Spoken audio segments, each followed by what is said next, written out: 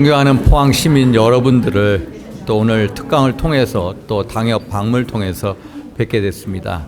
여러 가지 말씀을 들으면서 우리 이강덕 시장님 이하 많은 분들의 얘기를 듣고 갑니다.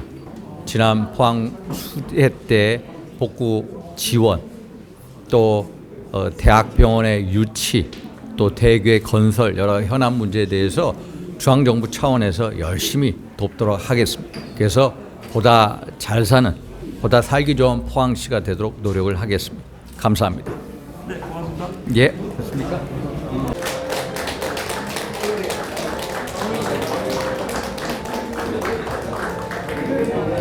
네, 자리에 앉아주시면 바로 시작을 하도록 하겠습니다.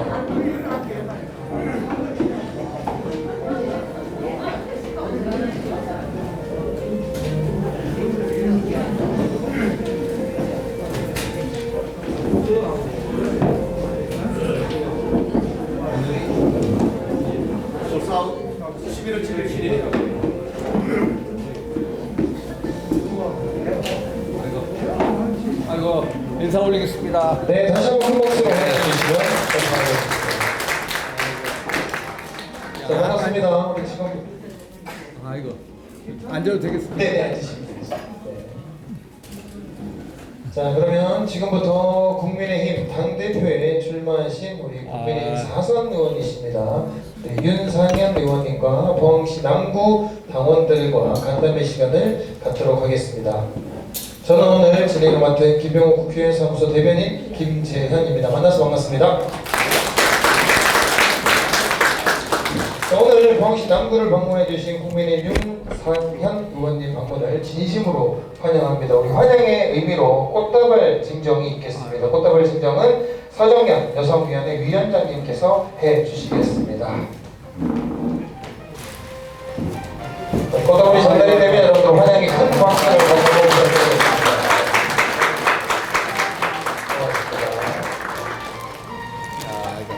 이걸 갖다 두겠습니다. 우리 이렇게 찍다가 사진 찍으셨습니다.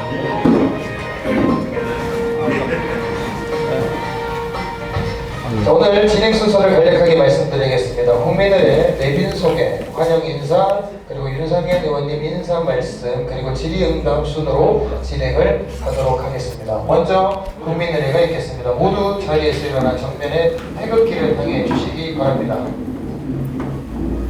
국회에 대하여 경례.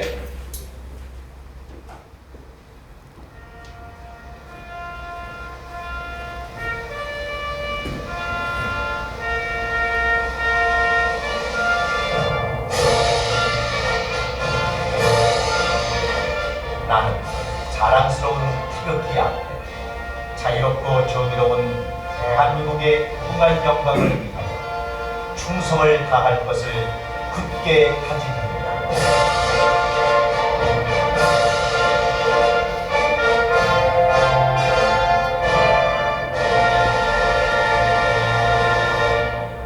바로 다음은 이태원 참사 희생자 추모 묵념이 있겠습니다. 일동 묵념.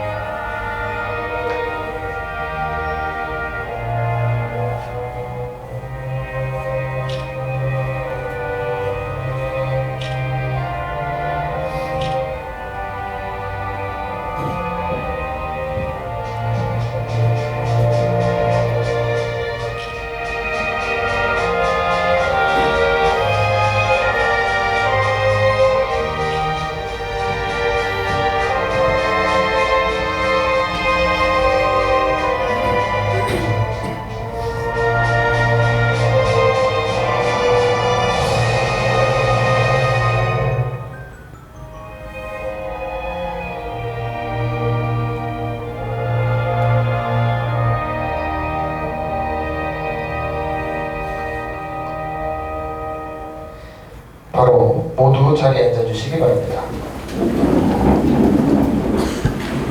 이어서 오늘 참석해주신 당직자 및 참석자분들을 소개를 해드리도록 하겠습니다. 같이 오신 같이 오신 김호중 교수 찾아보세요. 예, 먼저 우리 이재진 시의원님 참석해 주셨습니다. 박수로 환영해 주시기 바랍니다. 계속해서 조민성 시의원님 참석해 주셨습니다. 계속해서 김영원 시의원님 참석해 주셨습니다. 계속해서 양윤재 시의원님 참석해 주셨습니다. 계속해서 이다영 시의원님 참석해 주셨습니다. 바깥쪽에 계시네요. 네. 계속해서 경북 도당 부위원장이신 이태희 부위원장님 소개해드리겠습니다. 계속해서 정책특보로 활동하고 계신 우리 김창희 특보님 함께해주고 계십니다. 계속해서 읍명동 협의회 총회장이신 우리 김봉도 협의회 회장님, 그리고 지역 여성회 총회장이신 엄명자 회장님 외 협의회 회장님 그리고 회원분들 함께 오셨는데 다 같이 일어나셔서 인사 한번 드리실까요? 계속해서 자문위원회 위원장이십니다. 김수근 위원장님의 위원분들 함께하고 계십니다. 고맙습니다. 그리고 포항의 힘 봉사단의 우리 이지원 사무국장님 외에 단원분들 함께하고 계십니다. 네, 박수 부탁드립니다. 여성위원회 우리 서정현 위원장님 그리고 위원분들 함께하고 계십니다. 다 같이 일어나셔서 박수 주시면 고맙겠습니다. 노동위원회 조성식 위원장님 그리고 위원분들 함께하고 계십니다. 어디 계십니까? 네, 저기 뒤쪽에 계시고요. 계속해서 홍보위원회 우리 정도교 수석 부위원장님 참석해 주셨습니다. 우리 위원분들도 함께 일어나셔서 네, 박수로 환영해 주시기 바랍니다. 디지털 담당위원회 우리 진관용 위원장님 참석해 주셨습니다. 네, 저기 뒤쪽에 계십니다. 중산층 서민경제위원회 김경식 위원장님 네, 아직 안 올라오셨고 네, 계속해서 국민통합위원회 우리 탁기천 위원장님 그리고 위원분들 함께하고 계십니다. 네, 저기 뒤쪽에 계시네요. 계속해서 문화예술위원회 김수진 위원장님 그리고 위원분들 함께하고 계십니다. 박수로 환영해 주시면 고맙겠습니다. 감사합니다. 그리고 또 미처 소개되진 않았지만 함께 계신 여러분 모두가 다 위원 참석해 주신 내빈분들입니다. 다시 한번 박수로 환영해 주시면 감사하겠습니다. 그리고 우리 포항시 제양군인의 이종엽 회장님 네, 참석해 주셨습니다. 박수로 환영해 주시면 감사합니다. 자, 계속해서 우리 윤상현 의원님 환영 인사를 우리 김봉도 협의회 회장님께서 해주시겠습니다. 앞으로 나오실 때 박수로 환영해 주시면 고맙겠습니다.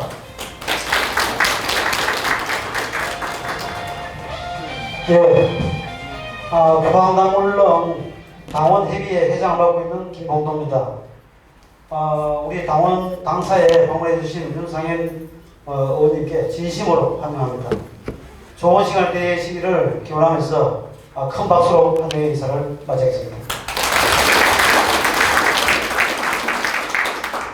자, 계속해서 우리 윤상현 의원님 인사 말씀을 듣기 전에 우리 의원님 양력을 간단하게 소개를 해드리도록 하겠습니다. 국민의힘 인천 동구 미추홀구을 국회의원, 조지 워싱턴 대학교 국제정치대학원 정치학 박사, 그리고 2011년 외교통상통일위원회 최우수상 수상, 2022년 4월 국민의힘 6.1 재보궐선거 국회의원 선거 공천관리위원회 위원장, 2022년 2월 국민의힘 인천광역시당 동구 미추홀구을 당원협의회 조직위원장을 역임하셨습니다. 윤상현 의원님께서는 국민들과 당원들에게 큰 기대를 받고 있습니다. 그동안 당을 위해서 큰 헌신을 하셨고 그리고 힘든 일, 굳은 일 가리지 않고 앞장서 오신 분입니다. 국민의힘을 용광로 정당으로 만들겠다는 윤상현 국회의원님을 여러분들께 소개해드리겠습니다. 큰 박수로 환영해 주시면 감사하겠습니다. 윤상현 의원입니다. 인사 올리겠습니다. 제가 정말로 아끼고 좋아하는 동생 우리 김병욱 의원님, 언제 어디서나 소신과 기조를 지키는 김병욱 의원. 참 지난번에 저하고도 많은 대화를 하고 있습니다만 우리 이동찬 국장하고도 통화를 했고 했습니다만 오늘 이렇게 참 존경하는 우리 김봉도 회장님, 또 우리 이종혁 회장님이시죠, 우리 이재집 선배님, 조인성 의원님, 양윤재, 또 김영원 의원님 이렇게 뵙게 돼서 영광입니다. 정말로 여기로 오면서 야, 여기는 역시 신세대 의원 지역구 사무실이구나. 정말로 화사하고 참 활기 넘치는 그런 느낌을 받았습니다. 정말로 포항의 힘이 아니라 대한민국의 힘이고 국민의 힘이구나. 참 며칠 전에 우리 존경하고 친애하는 우리 김병욱 의원께서 울릉도에 가서 또 여러 의원들 또 우리 군수님하고 같이 대국민 성명, 북한에 대한 규탄 이런 걸 하는 걸 보면서 아, 살아있고 숨쉬는 당협이구나 하는 걸 느꼈습니다만 오늘 이렇게 보니까 더욱더 그런 느낌이 마음에 와닿습니다. 저는 이제 뭐 국민의힘 4선 의원이라고 합니다만 사실 충청남도 청양 출신입니다. 청양 출신이고 또 학교는 대전에서, 평택에서, 서울에서 다녔고 또 어머님이 의성분이세요. 의성. 그래서 과거에 뭐 청양이나 또 의성, 대구에 여러 이제 공천을 주겠다, 선거 나가라 이런 얘기를 들었습니다만은 저한테는 항상 중요한 게 저 자신의 정체성을 찾자. 부모님의 어떤 그늘에서 내가 정치를 하는 게 아니라 학연혈연 지연 없는 데에서 윤상현의 홀로서기, 또 정체성을 찾아보자 해서 한 20년 전에 저희 지역구에 내려갔습니다. 미추홀구 하니까 대단히 색다르게 들리시죠? 그런데 미추홀구라는 게 우리가 고구려 주몽의 역사를 보면은 우리 고주몽 동명성왕이 있고 그 둘째 부인 소선호 사이에 배다른 자식 비류와 온조가 비류하고 온조에게 왕권을 주지 않으니까 원래 첫 번째 부인하고 해서 소생인 유리한테 왕권을 주자 소선호가 아들 둘을 데리고 남하를 합니다. 그래서 저희 지역에 터를 잡아요. 그게 미추홀 왕국이었고, 그래서 여기로 얘기하면은 포항시 남구, 인천의 남구, 그 남구가 미추홀구로 변한 겁니다. 국회법 개정을 통해서 주민들의 뜻을 받들어서 제가 지난 국회 때 법으로서 바꾼 지역입니다. 그래서 학연, 혈연, 지연이 없는 데에서 정치를 하고 있습니다만 내가 인천의 발전을 위해서 수임받는 사람이 되자, 그런 의미에서 지역 활동을 하고 있고, 또 저는 좀 색다른 경험이 많습니다. 공천 탈락도 제가 지금까지 공식적으로 한 4번, 비공식도 한 5번 다 해봤고, 낙선도 한 번 해봤고, 무소속도 2번 해봤고, 아시다시피 제가 박근혜 대통령의 측근 세력이라고 해서 지난 국회 때 당권 정지도 1년 받아봤고, 또 지구당 위원장 즉 박탈도 돼봤고 공천 탈락을 해봤습니다만은 저희 지역 주민분들께서 저를 항상 일으켜 세우셨어요. 그래서 저는 지역 주민분들에 대한 신의와 보훈의 삶, 또 어떤 저의 진정성과 인간미로 노력을 하고 있고, 그래서 지금까지 이루고 있습니다. 사실 제가 우리 국민의힘을 보면서 여러 가지 안타까운 것도 많고, 우리가 지난번에 정권 교체를 이뤄냈습니다. 그런데 그 정권 교체는 단지 대통령만 바꾼 거고 실질적인 국회 권력은 민당 손에 있습니다. 사사건건 우리가 하는 국정 과제에 대해서 트집을 잡고 협조를 안 해줍니다. 그래서 진정한 정권 교체는 내오는 총선의 승리를 통해서 확보돼야 된다. 반드시 총선 승리를 해야 진정한 정권 교체가 오는 거고, 진짜 수도권 대전이 일어난다. 사실 경상도하고 수도권 정서가 많이 다르지 않습니까? 우리 서울, 경기, 인천을 보면 너무나도 우리가 열악합니다. 서울의 지역구 의석수가 48석입니다. 그런데 저희 국민의힘이 8석을 가요. 8석. 민당이 40석을 가요. 우리는 8석입니다. 경기도는요 59석인데요. 우리 국민의힘은 7석 가요.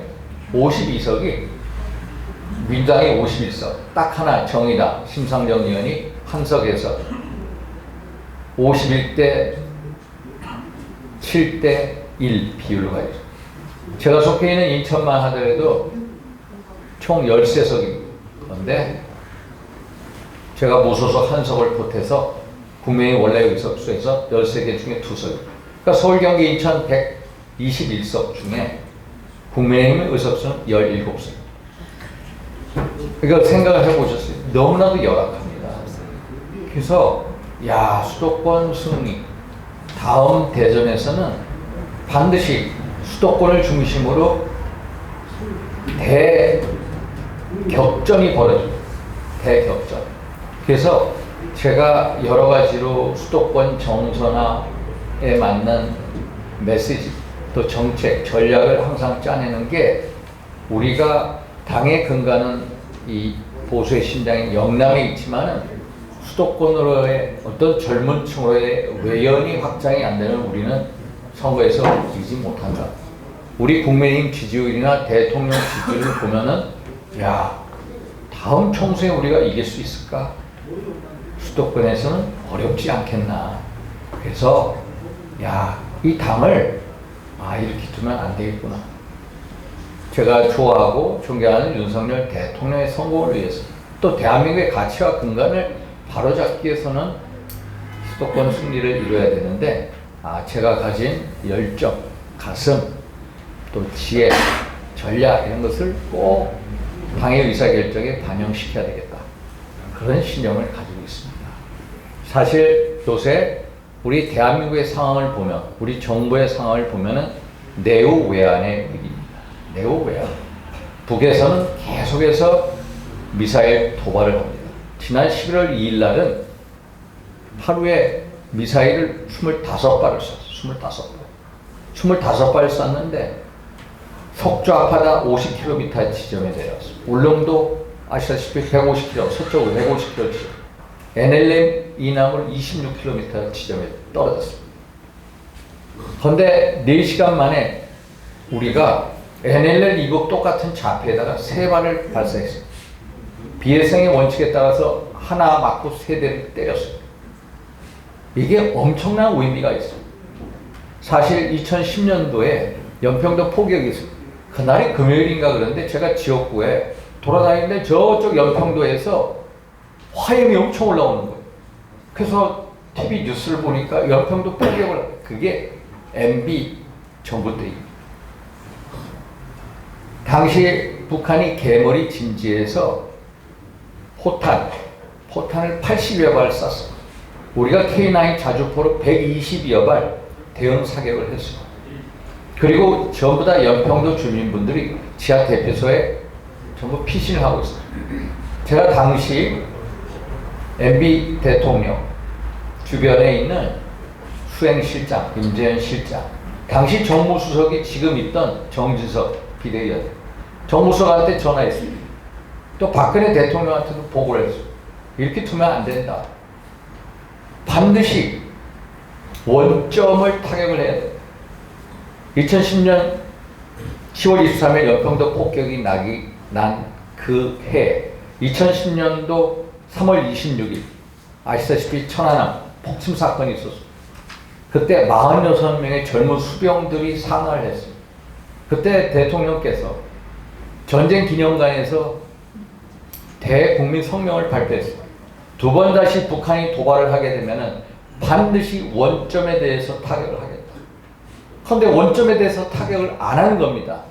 대통령이 3월 26일 날 천안 폭침이 당했을 때 반드시 응징으로 원점 타격을 하겠다고 했는데 그날 밤에 이루어지지 않는 거예요. 그래서 제가 박근혜 대표님, 의원한테 보고를 했어요.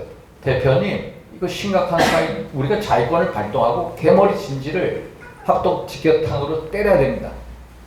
그리고 정진석 정무수석한테 전화했어요. 빨리 때려. 임재원 수행실장한테 얘기했어요. 때리지를 못했습니다. 때려야 되는 겁니다. 대통령이 하는 말씀에 대해서는 반드시 신념을 가지고 실행을 해야 도발을 막는 겁니다. 근데 안 때렸어요. 근데 이번에 윤석열 대통령의 그 결단을 한번 보시면 이거에 대해서 의미를, 이 평론가들이 의미를 안 두는 거예요. 왜? 잘 모르니까. 근데 이번에 아침 8시 25분에 맞고 우리가 4시간 만에 똑같이 NLL 이북 26km 지점을 타격할 때 3발로 했다. 북한의 도발에는 반드시 응징한다는 것을 몸소 보여준 거예요. 엄청난 역사적인 사건이에요. 북한에 대해서 확고한 메시지를 던진 거예요. 그런데 이거에 대해서 해석을 안 해줘요. 지금 이런 상황입니다. 북한은 아시다시피 곧 7차 핵시험을 합니다. 핵 무력 질주를 하고 있습니다. 북한의 핵무기가 40여 개까지, 2025년까지 100여 기를 만듭니다. 지금 미사일 발사를 하는 실험을 하는 이유는 뭐냐? 미사일이라는 것은 핵무기, 전술 핵무기, 전략 핵무기, 전술 핵무기의 토발 수단이 미사일. 단거리, 중거리, 장거리, ICBM. 그 미사일의 앞쪽에다가 핵탄두를 실어서 우리를 공격하겠다. 만약에 우리가 북한이 남한을 침입했을 때 미국이 원조를 한다? 현재 우리의 작전 계획에 의하면은 미국이 우리에게 육군만 69만 명이 오고 69만 명. 전투기가 2, 3천 대가 오고요. 해군 함정이 한 몇백 대가 옵니다. 전투에 같이 참여하는 동맹국으로서. 그런데 북한이 예를 들어서 핵무기 보유국이 돼서 너 가만히 있어. 내가 LA 때릴게. LA 때릴게. 그러면 미국이 어떻게 할지 나올지 모릅니다. 미국이 LA를 핵무기로 맞으면서까지 대한민국을 보호할 거냐? 그렇게 하기 힘듭니다. 그래서 핵무장을 하자, 전술 핵무기를 배치하자 뭐 하는데 핵무장이라는 게 쉽지가 않아요. 핵무장하는 순간 우리는 미국과 국제사회 외교적인, 국제적인, 경제적인 제재를 당합니다. 또 전술 핵무기 미국이 배치 않아요. 그래서 제가 박근혜 정부 때부터 계속해서 한반도 영해 인근 바깥에 미국의 핵 잠수함을 갖다 놓자. 상시적으로 배치해서 거기에 핵미사일 탑재해서 북한의 도발에 언제 어디서 우리가 공격할지 모른다는 두려움을 줘야 이 문제를 해결할 수 있다. 이런 식으로 제가 해법을 제시합니다만 정말로 북한 관계가 어려운 상황입니다. 또 아시다시피 우리 내적인 문제, 사실 이태원 참사, 또 우리 당의 여러 가지로 불협화음, 또 야당의 이재명 그 대표의 사법 리스크, 또 완전히 방탄으로 만드는 이재명, 이런 걸 보면서 야, 이 당, 이 여야 관계를 어떻게 이끌어 가서 국민들한테 어필해서 총선 승리를 이끌어내느냐, 이게 가장 중차대한 과제다. 총선 승리는 바로 우리 모두의 승리입니다. 대한민국을 지키는 겁니다. 만약에 윤석열 대통령이 당선 안 됐으면은 이재명 대통령이 만약에 나왔다면은 정말로 대한민국이 무너지는 상황. 민주당은 헌법 개정을 하려고 하는데 헌법 개정안에 보면은요, 대한민국의 자유민주주의 자유를 빼버립니다. 그냥 민주주의 국가로 만듭니다. 민주주의 국가. 북한도 민주주의 국가, 중국도 민주주의 국가입니다. 제3의 민주주의 가겠다. 그러면 대한민국의 정체성이 뿌리째 흔들린다. 그래서 1차적으로 윤석열 대통령 당선을 통해서 지켰습니다만은 지난 5년 동안 쓰러졌던 가치와 근간, 대한민국의 가치와 근간을 지키기 위해서 반드시 총선 승리를 해야 된다. 결국 우리가 총선 승리할 수 있는 방법이 뭐냐라는 것을 우리 당원 동지분들께서 꼭 생각하셔야 된다. 정말로 야, 수도권 상황이 정말로 열악하구나. 수도권에서 어떤 전략과 메시지와 정책을 하면 될까? 아, 대통령한테 어떤 힘을 실어주면 될까? 또 당에서 어떤 일을 하면 될까? 이것을 깊이 생각해 주십사 하는 말씀도 올립니다. 이것으로 기본적인 것 말씀을 드리고 어떤 질문이든 말씀 주시면 제가 성심껏 답변하도록 하겠습니다. 감사합니다. 네, 자, 이어서 우리 윤상현 의원님께 궁금하신 부분들을 질문을 하고 답변을 듣는 순서로 한번 진행을 해보도록 하겠습니다. 정말 죄송하지만 일정 관계상 3분 정도만 질문을 좀 받도록 하겠습니다. 아니요, 많이 해도 돼요. 많이 대변인님. 네, 알겠습니다. 마음대로. 고맙습니다. 마음대로 하셔도 된다고. 네, 혹시 궁금하신 거 있으시면 네, 말씀을 해주시면 되겠습니다.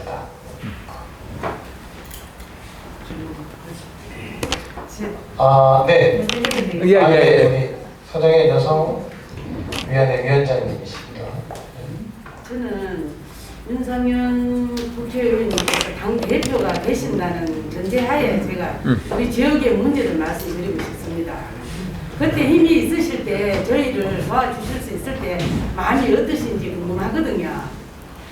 여기 포항 남 물론 이쪽 지역은 정말 아까 말씀하신 대로 중앙에서는 그냥 쉽게 말해 당을 떠나가고 진보가 하지만 우리는 보수로 열심히 했습니다. 열심히 하고 또 이제 지난번에 대통령 선거 때도 꼭 당선되어야만이 우리 포항이 살 수 있다 그런 마음으로 정말로 죽기 살기를 했고 이 지역에 나가 있는 자식들한테도 애들이 젊은 애들이 진보 쪽을 얘기를 해도 안 된다. 윤석열 대통령이 되어야만이 우리 포항이 살 수 있다. 저도 아들한테 그렇게 얘기했는데 저희들 포항이 안고 있는 급한 문제가 다른 문제도 많지만 저희들은 포스코가 국민기업으로서 68년도에 설립 때가 거의 한 54, 5년 지역의 국민기업으로서 거듭났는데도 불구하고 진보 정권에서 최정우 회장이 되고부터는 포스코 홀딩스를 만들어가 서울을 가버리고 그리고 예를 들어갖고 우리 포항 시민의 한 사람으로서 너무나 섭섭한 부분이 장학금도 작년에는 우리가 매스컴에서 들었을 때 광양에는 160억이라는 장학금을 주면서 우리 포항시는 제로였습니다.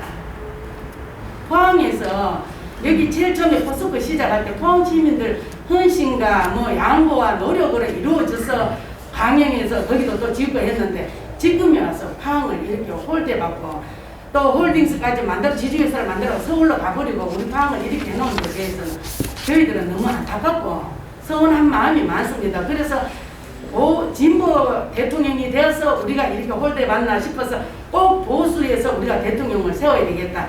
그런 굳은 결심으로 저희들이 정부를 이뤄냈다고 그 부분에 대해서는 참 좋아하고 있지만 앞으로 또 그 결과가 우리한테 어떤 저희들도 우리 지역에 이렇게 어려운 부분을 중앙당에서 좀 도와주셨으면 하는 마음으로 의원님한테 이 말씀을 드립니다. 의원님 말씀을 듣고 싶습니다. 예, 예, 우리 포스코 최정호 회장 때 홀딩스 옮기고 또 말씀하신 광양에 160억 장학금, 예. 또 포항은 없고, 예. 그래서 우리 내부적으로 그 최정호 회장 그 포스코에 대해서 평가를 하고 있습니다.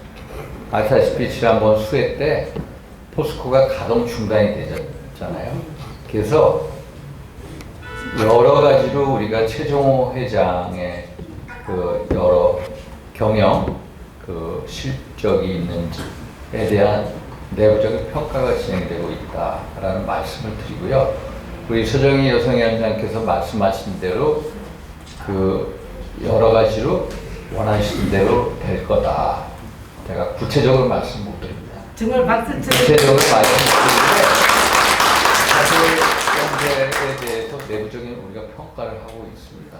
그것만 말씀드립니다. 구체적인 말씀 저는 꼭 믿겠습니다. 예. 그 말씀을. 예, 그러겠습니다. 또 네. 네, 저기 뒤에. 네. 유 의원님 반갑습니다. 예. 저는 송도에 사는 최종환입니다. 제가 우리 국민의힘 당원으로서 오랫동안 활동을 해오면서 느낀 점이 오늘 윤 의원님 뵈인 김에 우리 국민의힘 그 주자 중에 선두주자 중에는 우리 윤상현 의원님이 가장 정책적으로나 탁월하신 분으로 알고 내가 앞에 지금 얘기하시는 여자분의 발언을 보충 발언을 좀 할게요. 포스코가 송도 해도 지역을 엄청나게 국제화시키고 물론 국가적으로는 경제산업에 있어서 포스코가 일조를 했지만 우리 송도 해도 지역에는 엄청난 피해를 줬습니다. 그래서 지난번에 포스코가 송도 영업 보상으로 117억 8천만 원을 합의를 했지만 환경적인 부분에서는 그때 고 박태준 회장이 저와 대법원에서 법정 사무를 할 때 추후에 송도 해도 지역 또는 포항시가 구체적인 안을 들고 오면 그때 환경 피해에 대한 얘기를 하겠다 해서 유보가 된 점이 있습니다. 이 부분에 있어서 포스코 최종훈 회장이 이번에 결단을 해줘서 송도 해도 지역의 주민들을 생각해서라도 포스코 홀딩스는 송도 지역에 오는 게 맞지 않느냐, 요거 하나 하고요. 두 번째로는 우리 그 국민의힘 당원 당규 중에 경선 룰이 5대5로 되어 있잖아요. 근데 일반 국민들을 상대로 해서 할 필요가 없잖아요. 지난번에 우리가 역선택을 당해서 희한한 일이 벌어졌는데, 쉽게 얘기하면 예를 들어서 서울의 종로 같은 데서 오세구이가 고민대한테 졌습니다. 역선택이 된 겁니다. 이걸 일부 그 당원 당규 일부 개정안이 지금 내부에서 거론이 되는 걸로 아는데, 유 의원님 이걸 꼭 한번 짚어주시고 좀 우리 당원들로만 경선이 되도록 해야 우리가 국민의힘이 앞으로 외연을 확장하고 중도를 끌어갈 수 있는 힘이 된다고 생각합니다. 예, 이사님. 이제 포스코 환경 문제에 대해서 협의 제가 오늘 자세히는 모릅니다. 그래서 포스코 홀딩스의 위치 이런 거는 제가 개인적으로 전합을 드려서 받도록 하겠습니다. 두 번째, 이 당원 당규 개정 작업, 사실 지난번 대통령 후보 경선 때 역선택 방지 조항이 없었습니다. 역선택 방지 조항이 없었습니다. 우리는 당원 당규에 역선택을 방지한다. 여론조사를 할 때 국민의힘 지지자나 무당층으로 한다라는 규정 자체가 없습니다. 민주당은요, 특별 당규를 통해서 역선택 방지가 항상 넣습니다. 당대표 경선 때나 또 대통령 후보 경선 때 똑같이 룰을 적용. 우리는 지난 당대표 선거 때 역선택 방지장을 넣습니다만 이번 대통령 후보 경선 때는 역선택 방지장을 안 넣습니다. 그래서 이 문제에 대해서 아마 혁신위원회나 의원들끼리 의원총회를 통해서 토론이 될 겁니다. 그런데 거의 모든 의원들이, 거의 모든 당원들이 당연히 역선택 방지조항을 넣어야 되는 거 아니냐 이렇게 얘기를 합니다. 왜? 여론조사를 왜곡시킵니다. 민주당 지지자들이 오면 우리 여론조사를 왜곡시키기 때문에 타당 지지자들이 들어와서는 안 된다에 대해서 거의 모든 의원들의 컨센서스가 이루어져 있다라는 말씀을 드리고요. 사실 민주당은 당원 대 비당원 비율이 9대 1입니다. 당원이 압도적으로 많습니다. 당대표 뽑을 때. 그런데 우리는 대통령 후보를 뽑을 때 보면은 5대 5로 하지 않았습니까? 5대 5. 왜 5대 5로 하느냐? 대통령 후보는 대통령 결선에 나가서 민당 후보하고 싸워야 됩니다. 그래서 국민 여론을 많이 첨가를 시킵니다. 그러나 당 대표는 우리 당의 대표지 대표가 국민 어디 나가서 싸우는 게 아니거든요. 대표로서 끝나는 겁니다. 어디 선수로서 출전을 안 하는 겁니다. 한번 보십시오. 우리 광역단체장 선거를 할 때, 우리 인천시장 선거를 할 때 똑같이 5대 5로 합니다. 왜? 시장 후보를 뽑을 때는 5대 5, 인천의 민심의 목소리를 들었습니다. 그래서 민당 후보하고 싸우기 때문에 비당원, 국민들의 여론조사 퍼센티지가 높습니다. 그러나 당 대표는 대표로서 끝납니다. 그 당대표가 다른 당대표하고 싸우는 게 마지막이거든요. 그래서 현재 7대 3으로 70%가 당원 비율인데 계속해서 당원분들의 목소리, 또 국회의원들의 목소리, 원외위원장들의 목소리가 뭐냐면은 당원의 비율을 더 높이자. 7대 3이 아니라 민당같이 9대 1은 안 돼도 8대 2로 높이자는 여론이 많습니다. 압도적입니다. 그래서 이 문제에 대해서도 당원분들의 의견을 수렴하고 또 의원총회를 거쳐서 또 혁신위원회를 거쳐서 결정이 날 거다. 말씀하신 대로 당원의 비율이 높아질 거다. 심지어 어떤 분들은 100% 당원분들로 하자라는 목소리 사실 최근에 뭐 영국 같은데 당의 당수가 총리가 됩니다. 리스트러스 총리, 그리고 새로운 시락인가 그 총리 당원 투표로 합니다. 26만 명의 당원 투표를 통해서 100% 당원들을 뽑습니다. 거기. 그래서 말씀하신 대로 당원분들의 비율이 높아질 것 같다. 그것은 내부적인 토론 또 국민 여론을 듣고 결정할 거다. 이런 말씀을 드립니다. 됐습니까, 선생님? 네, 감사합니다. 예. 또 다른 분 혹시 궁금하신? 네. 예, 포항에 오심과 또 우리 당협 사무실에 방문해 주신 것 환영하고 감사드립니다. 제가 오늘 좀 말씀드리고 싶은 것은 우리 보수들은 여소야대 전국에서 정말 윤석열 대통령께서 하고 싶은 일을 못하는, 국민을 위해서 국가를 위해서 하고 싶은 일은 많은데 펴지 못하는 데 대해서 굉장히 안타까워하고 있습니다. 그런데 이번 그 이태원 사건이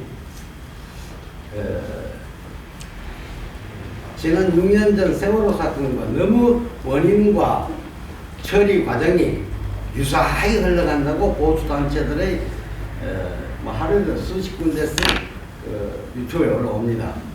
그러고 보니까 그걸 보다 보니까 너무 유사성이 있어 보이는데, 그러면 지난번 세월호는 어떻게 했습니까?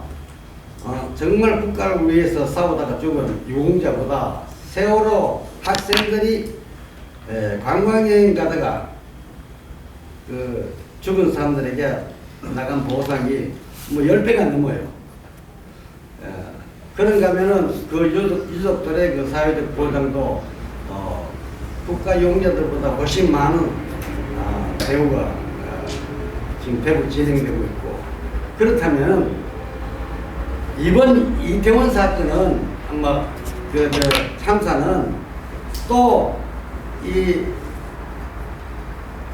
뭡니까 야당의 강한 세력들이 세월호 사건과 같이 끌고 가지 않을까. 역시 많은 보상과 어떤 유가족들에 대한 보상이 세월호 똑같이 흘러가지 않을까 하는 것이 우리 보수 우리 우파들의 염려입니다. 혹시 영상연 의원님께서는 지금 국민의힘에서는 이 사고에 대해서 어떻게 대책을 세울 건지 좀 진척을 하고 계시는지 의견을 좀 듣고 싶습니다. 일단 국민의힘 지도부의 입장은 선 진상 규명, 호책임자 처벌입니다. 그런데 당일날 그 112 신고로 11건의 신고가 있었다고 얘기를 하지 않습니까? 압사사고 날 것이다. 그런 신고를 받았습니다. 그런데 받고 나서 용산경찰서장이나 그날 당직을 썼던 서울청장의 이임재 총경이나 또 우리 경찰청장이나 이 행동을 한 거 보면은 보고도 제대로 안 됐고 정말로 기강회의에 문제가 있다. 사실 참 이 책임은 우리 정치인들은 결과를 놓고 책임을 질 수밖에 없습니다. 법적으로 내가 걸리니까 책임을 지고 아니니까 책임을 덜자, 그게 아니라 우리 정치인들은 결과 책임입니다. 일단 국가기강의 회의가 됐고 그런 신고를 받은 대로 제대로 경찰들이 대처를 못한 것도 사실입니다. 그러면은 우리가 중대재해처벌법이라고 있지 않습니까? 중대재해처벌법에 보면은 예를 들어서 건설회사에서 어떠한 사람이 일을 하다가 추락사로 떨어져 죽었다. 그러면 중대재해처벌법에 의해서는 그 사람의 건설사의 책임자에 대해서 적어도 1년 이상의 징역형을 때리는 법안을 통과시킵니다. 그러면 이 중대재해처벌법에 나와 있는 중대시민재해라는 항에 보면은 이것을 고발을 할 수가 있어요. 또 보상금을 청구할 수가 있어요. 분명히 이런 식으로 흘러갈 거다. 왜? 신고를 했는데도 경찰들의 초동 단계 대처가 너무 못했습니다. 그건 사실입니다. 사실. 그래서 이 문제에 대해서는 선진상 규명 후에 후 책임자 처벌로 갈 거다.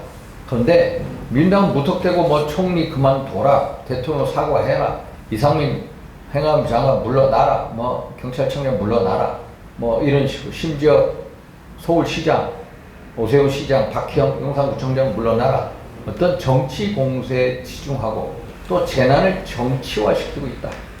그래서 민주당의 태도는 옳지 않지만 우리 스스로는 항상 철저한 진상 규명을 통해서 책임자에 대해서 확실히 짚고 넘어가야 됩니다. 그래야 이 어떤 국민적인 그 허탈감, 허망함, 분노를 해소할 수 있다. 저는 그렇게 봅니다.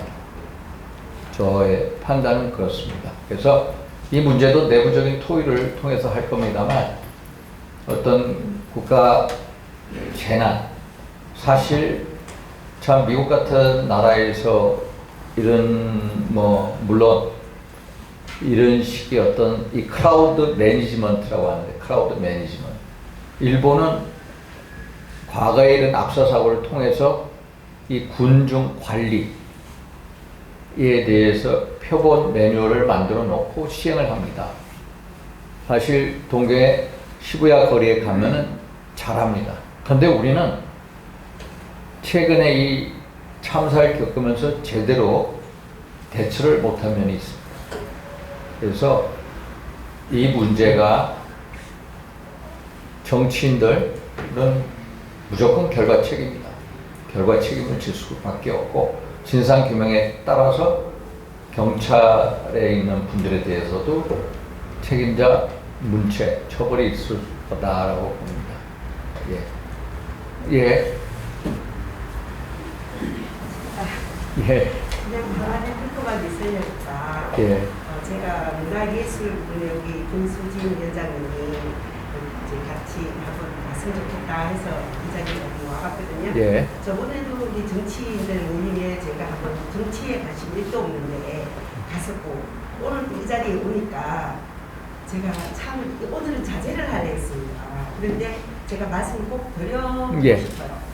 정치인은 어떻게 해요? 대통령부터 국회의원, 시의원, 도의원 뭐 있으면 뭘 해야 됩니까? 정치를 진짜 이 국민들이 잘 살게 해줘야 되는 거잖아요. 안전하게 모든 걸 해줘야 되잖아요.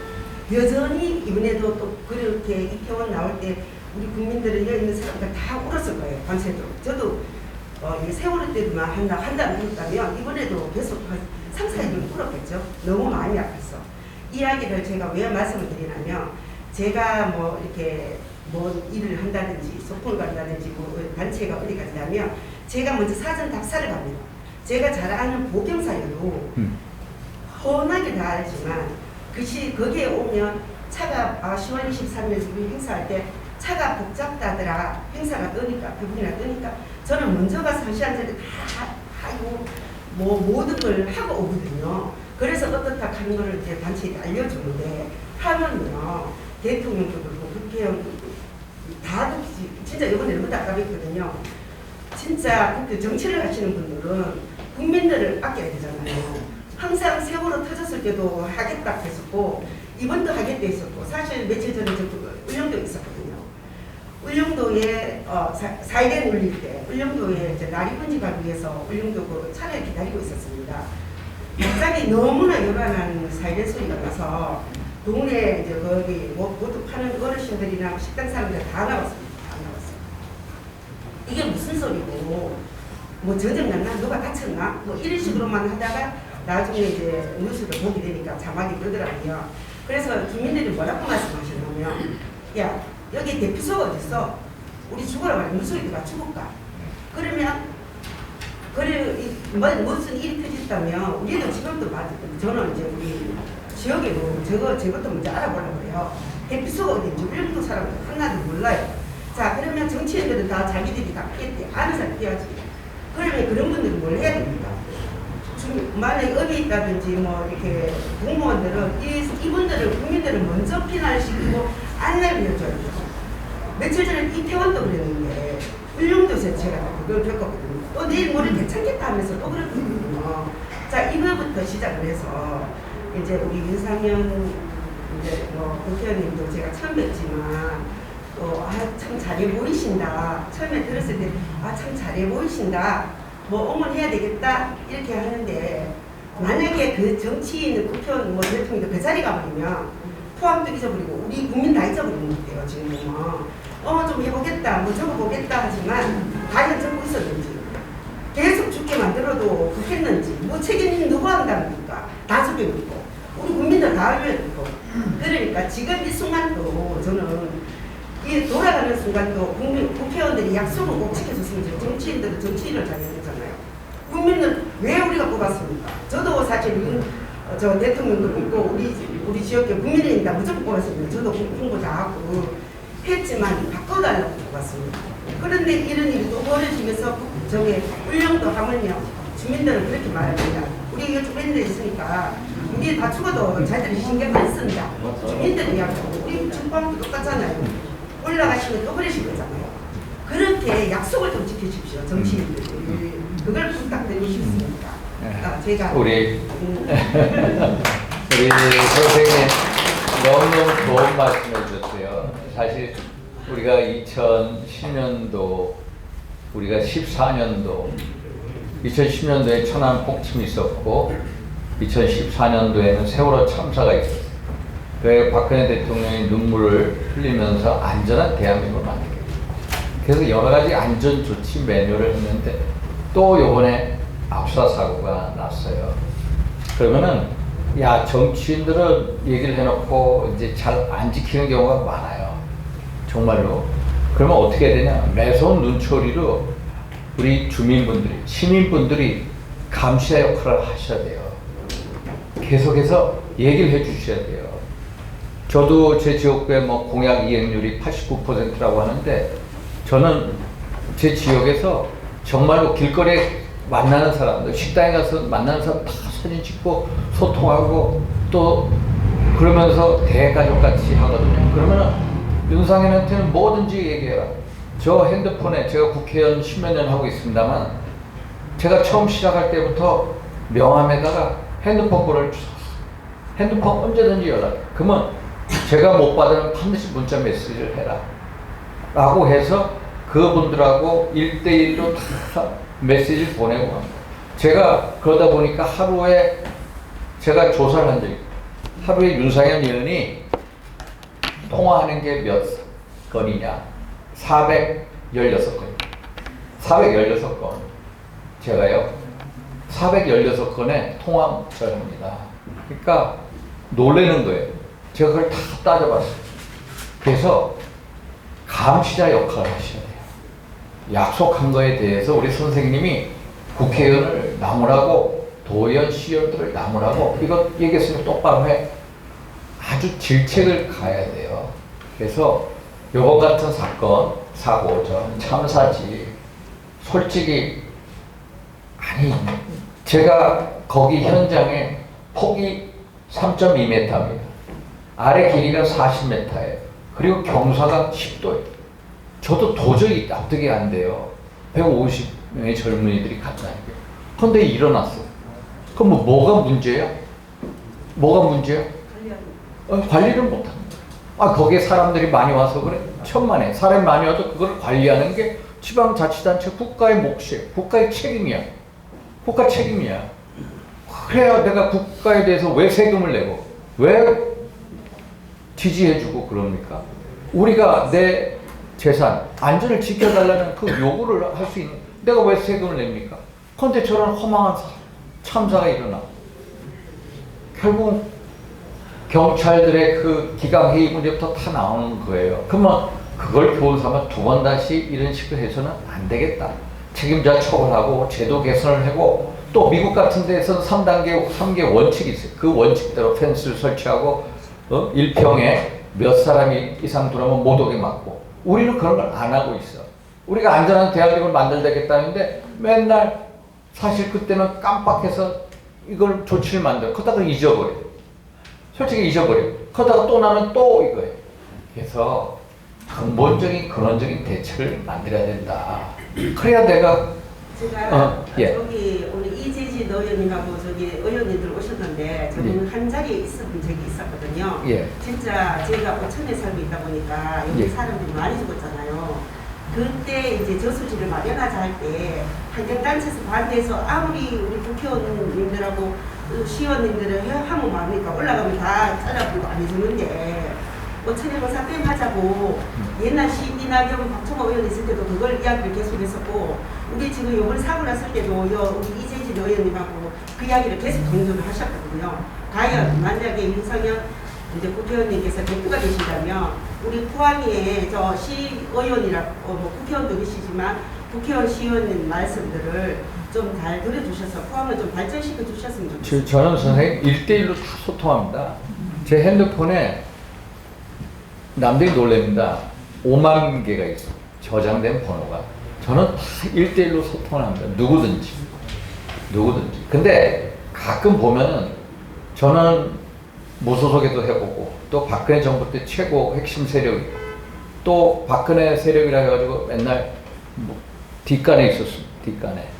뒷방에 있다가 이래서는 안 되겠구나 해가지고 복당을 하고 지구당위원장 다시 봄에 들어와서 내가 지난 오랫동안 정적인 동명기였는데 이제 내가 윤석열 대통령 정말로 남자다운 윤석열 대통령을 위해서 또 당을 위해서 대한민국을 위해서 나서야 되겠다. 내 열정을 던져야 되겠다.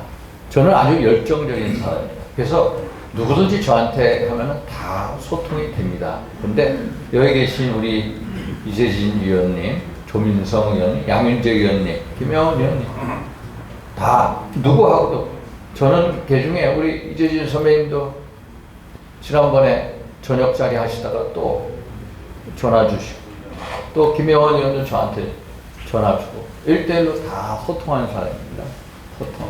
지켜보겠습니다. 근데 이 권력에 대한 겸손이 가장 중요하더라고요. 제가 정치를 하다 보니까 사람이 조금 올라가면은 내가 잘나서 권력을 가진 줄 압니다. 그런데 그 권력이 온 것은 내가 잘난 게 아니라 우리 시민분들 또 유권자분들의 은혜, 지지 또 보이지 않는 절대자의 은혜 속에서 오는 건 내가 잘나서 된 게 아니다.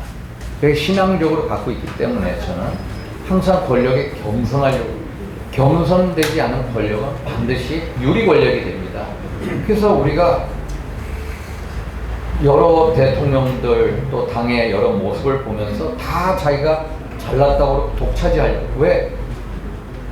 권력에 교만하기 때문에. 그래서 성경의 한 구절에 보면 이런 구절이 생각이 납니다. 겸손은 존귀의 길잡이요 교만은 패망의 선봉이라. 제가 항상 외우는 구절이에요. 교만하지 말자. 권력에 겸손한 사람이 되는 거죠. 겸손한 자만이 진짜 정치를 이해하고 권력을 이해하는 사람이다 이런 생각을 해요. 예. 국회의원님들께서 원래 대통령이 이를 칭찬을 들으려면 바로 밑에 정치인들이 잘해야 아무리 대통령이 잘하려도 밑에 정치인들이 똑바로 못하면 또 위에 사람들이 욕을 먹잖아요. 예. 그것처럼 예. 일단 국회의원은 나라에 우리 정치 국회의원들 많으시잖아요. 한쪽에서 대통령 잘 못들여서 우리 나라를 잘 살릴 수 있도록. 저는 대통령한테도 허심탄회하게 말씀드립니다. 감사합니다. 잘 해주실 거라고 생각합니다. 그래서 시의원들 상황도 어렵고 다 외우고 계시는 거 보니까 충분히 잘 해주실 거라고 생각이 됩니다. 정말 죄송하지만 일정 관계상 여기서 지금까지 마무리를 하고요. 우리 함께 나오셔서